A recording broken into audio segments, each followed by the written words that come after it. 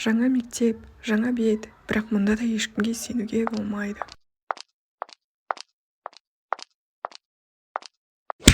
Ей, көзіңе қарасаңшы, қақтың ғой. Жолдың ортасында жиналып тұрсаң дұрыс болар еді. Бұл жаңадан келген оқушы ғой. Сендер қақтығысып үлгердіңдер ме? Өзі жолға қарап жүрмей ме? Екі орын бос тұр. Артына отырған дұрыс шығар.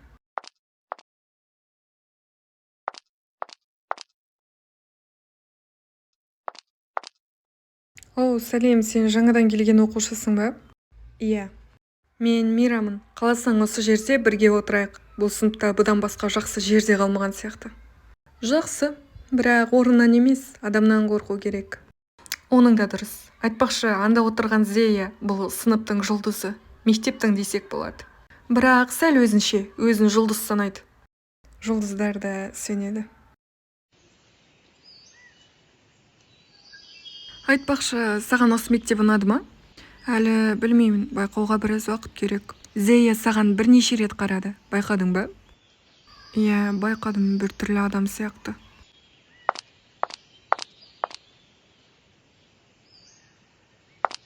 Сен батылсың, көп қыздар үндемей қоя салушы еді. Әлде сен басқашасың ба? Жоқ, ешқандай да, мен жай ғана шындықты айтатын адаммын. Онда қызық болайын деп тұр десеңші. Сау бол, лузер. Сен оған бір түрлі әсер еткен сияқтысың. Білмедім. Бірақ мен ешкімге әсер етуге келген жоқ болған. Ешкімге сенбегенім жөн болады.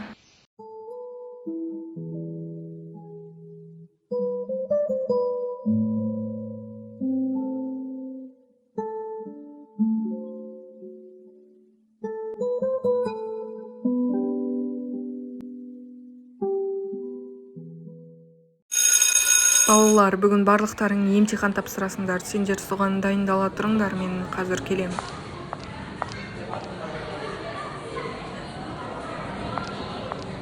Ей, Рия, хатты оқышы.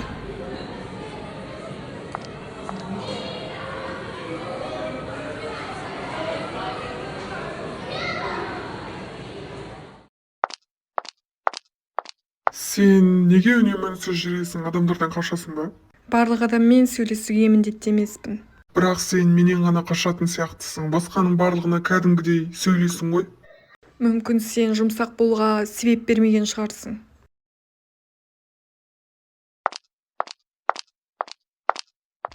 Мен бұрында мұндай сезімді баста кешкем, сол кезде сенімді сындырып, бірақ енді ешкімге сенбеймін деп шешім қабылдаған едім.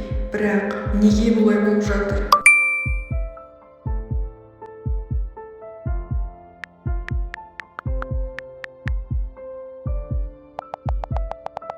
Ол мені жек көреді, демек мен де оны жек көруім керек. Бірақ неге мен өзімді жеңе алмай отырмын?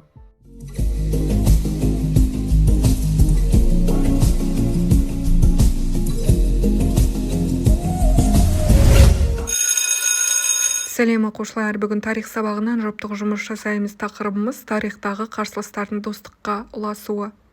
Мен тізімді өзім айтатын боламын. Так, Кай мен Мира жасайды, Джек пен Джулия және Зея мен Рия жасайды.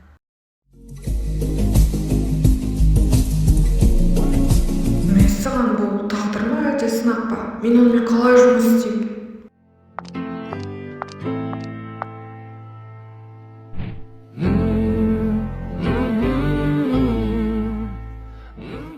Айтпақшы, Рия, екеуміз бір топқа түскен екенбіз. Сен үнемі қашып жүресің, менімен сөйлесуге қорқасың ба? Қашу бұл қорыққандығымның белгісі емес, қажетсіздігімнің белгісі. Бұл ақылдылық. Мен сонда саған қажетсізбін бе? Менен сұрап тұрсың ба? Сен тіпті өзің білмейсің, өзіңе қажетсің бе? Жарайды, онда жұмысты бастайық.